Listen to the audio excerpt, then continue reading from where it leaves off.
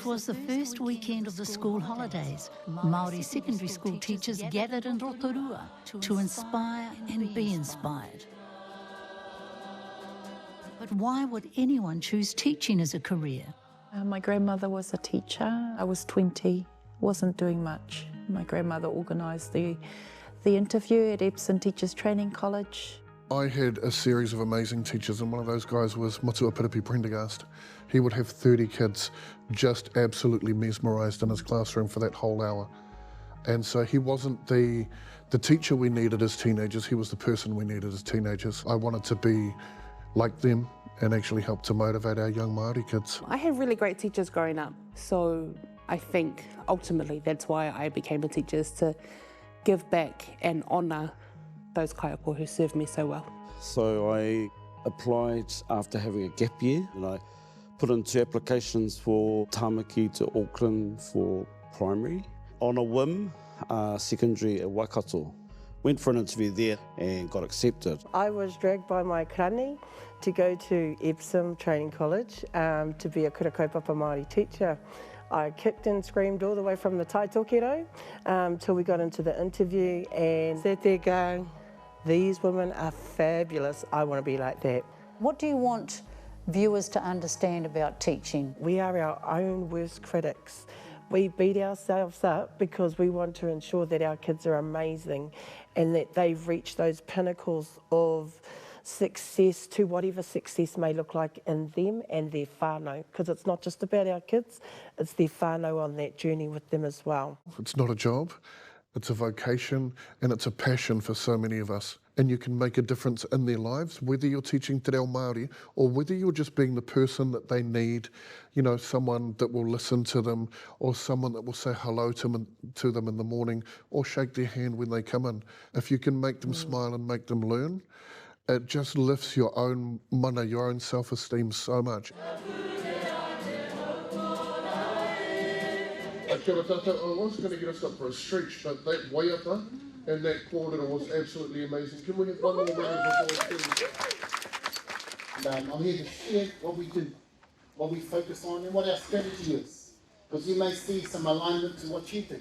Hosted by Te Huarahi Māori Motuhake, the Māori arm of the PPTA, the theme of the conference was Whiria te Tangata, lighten the load by bringing people together. What would you say is the biggest challenge facing teachers in the classroom nowadays? Attendance. If I have them in front of me, I can teach them anything. What do you put that absence down to? The COVID, where kids sometimes are not feeling safe to come out of that space, or kids are helping the whānau by looking after younger siblings, not having enough money to access the kura because of the uniform. And yes, we do have kids can, but whānau are proud. They want to be able to finance their own uniforms. So whether there's enough kai for everyone to have a lunch to go to kura. Daniel Hāpuku teaches at Christchurch Boys High. We're seeing our earthquake babies coming through. And they were born 2010, 2011, it's now 2023, and you can see a lot of differences in mental health and anxiety and things like that, and that's also affecting parents and grandparents. You know, these are children who were born and some of them were instantly homeless, ended up in motels or ended up with whānau. So as a normal teacher, it's tough. There's lots of things going on, cell phones in classrooms and all of those sorts of things. The amount of extra things that we are required to do is incredible. That can be admin-wise, that could be working with tauira in a different way. Shana is at One Tree Hill College in Tāmaki Makaurau. As a kaiako Māori, and I'm sure Hemi can attest to this, that it's another weight on top, because we have to service our own needs, but also often the needs of our staff. So we run PD, which is professional development, for not only the wider staff, but sometimes for SLT or even our tumuaki. We become the negotiators between iwi, hapu and whānau, and those sorts of things can be really tricky, especially if you're entering new into the kura. and there may have been some naru in the past that wasn't resolved properly. During the early days of the pandemic, teachers and students pivoted to online learning, a tough gig. But for Mari no Hau, who teaches at the correspondence school, it was business as usual.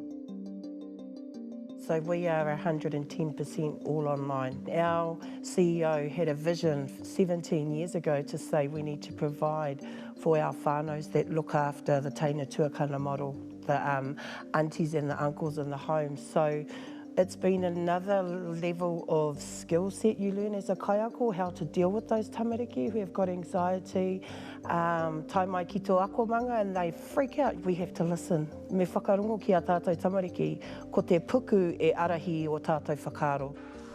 Marino is a screen queen. Every day she juggles 5 simultaneously. Oh my God, how do you stand it? Well, I watch your documentaries, and all the documentaries on Māori television on my iPad. Then I have my kids' work over there, then I might have a Zoom over there, but you're just constantly going in and out of technology and different screens and stuff like that. So I've been doing it 10 years now, so I really enjoy that style. Of course, there's a downside to screen time. Everybody has an iPhone or a Samsung phone or something like that, but what those kids are missing is actually sitting with people personally and getting on. And so being able to get my students to be able to socialise properly, face-to-face, and do that cooperative learning. And so that's one of my main strategies that I use to be able to hold the attention of those students.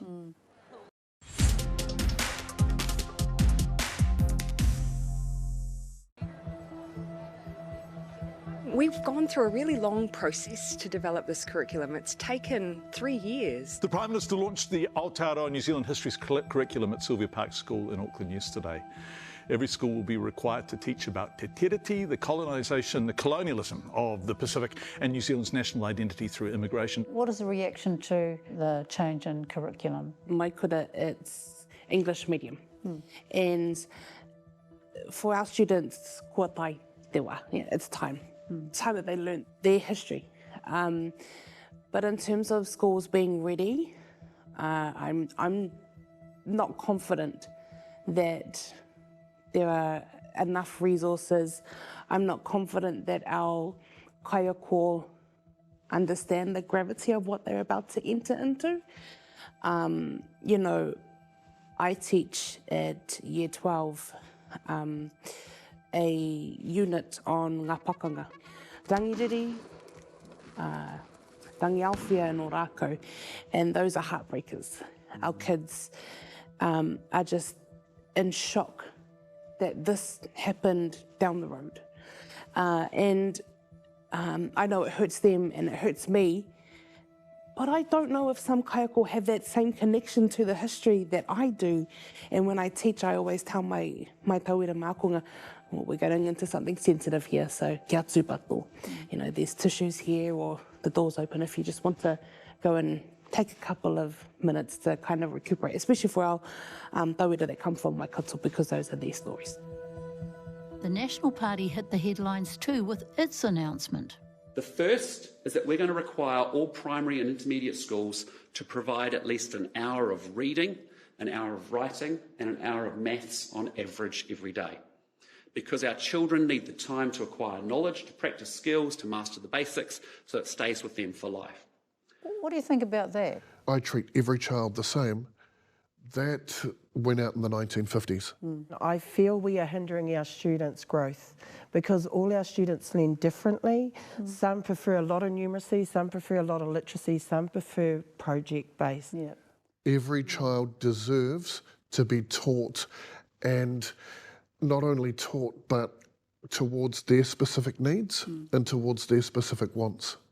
We're trying to create people that can flourish in the world. We've got to educate them so they have the whole world at their fingertips.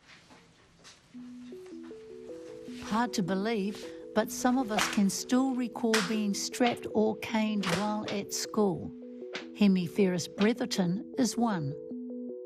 How do you deal with discipline nowadays in the classrooms? You have to really lay a marker. You have to really point to the tauira and say, well, This is my bottom line. This is how I want our learning space to flow. This is where we work in partnership. So, Shana, how do you deal with anyone that gets lippy? I think as a teacher, you're almost born with the teacher stare. It's that twist of the head, that almost instant change, that look. I'm going to do a slow motion of you doing that shortly. And I think for me personally, that's one of my go-to tools is kapai. And then just we're having this stare down, and there's a lot of communication is with our tinana, it's not necessarily with our kupu. I had a great principal who told me, smile, day one, smile. Make sure the student feels welcomed, they feel loved, they feel like they're safe. And if you can have that in your akumanga, and sometimes it's hard, oh Lord, sometimes it's hard. Period 5 on a Friday when you got year 10s and they're bouncing off the wall, it's not easy. The thing is, teaching isn't always a 9-to-5 job. What else do you have to do nowadays? I always tell my kids that the whaia, the auntie from on the marae, I'm that too. I have always volunteered to help drive vehicles. Also, where the kids are dealing with a really challenging take, I've stepped in and asked, do you want me to come home when you tell your parents? I'm free. How do you juggle all the kinds of responsibilities that teachers are tasked with nowadays? You don't get out of a week without, having some kind of struggle or feeling extremely tired, but you still do it for the kids. Our tamariki, ko te tamaiti te pūtaki o te kaupapa, ko rātou ko ngāti a pōpō. Some people think we get 2 weeks off at the end of every 10, but that's our time to recuperate and replan. We wouldn't be teachers if it wasn't about our tamariki.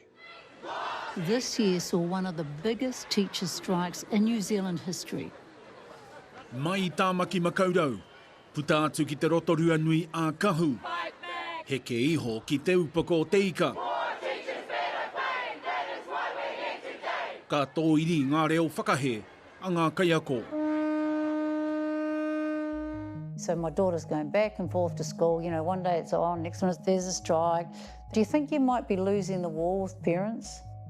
I think parents understand what we're trying to achieve, and I know they get hoha, just as we are hoha doing it. We don't want to be striking and all that sort of stuff, but there are ways that we have to get our message across, and sometimes it is going out on strike, or sometimes it is asking our tauira to stay home, and it's not nice. It's really, really not nice, because I would rather have them at kura where I know they're safe, where I know they're going to get a kai, where I know that they are going to be in a space where they can learn. It's not because we want to fight, but teachers need to live too. And there's a lot of misunderstanding around our workload. There's so many of our whānau that are doing it really, really hard. Parents not seeing kids, parents not seeing each other, all of that kind of stuff. We are here because we love teaching. We are here because we are shaping Aotearoa, and we need to be able to live, but at the same time we need better work conditions, and that's in all education sectors. The dispute over the Secondary Teachers Collective Agreement is now in the hands of an independent arbitration panel. Once it's over, and I can guarantee you that your kaiako will break their back to do that catch-up, to do the follow-up, to do any other ups we need to do to be able to make sure that the akonga that we have in our classrooms get over that line and get to where they deserve to be. There's so many people around Aotearoa that are hugely involved in teaching for the love of it, for our own communities, for our own whānau. And if we can make our tamariki feel good every day and learn something every day and go home and share that every day, we've done our job, and it becomes intergenerational, that kōrero about education.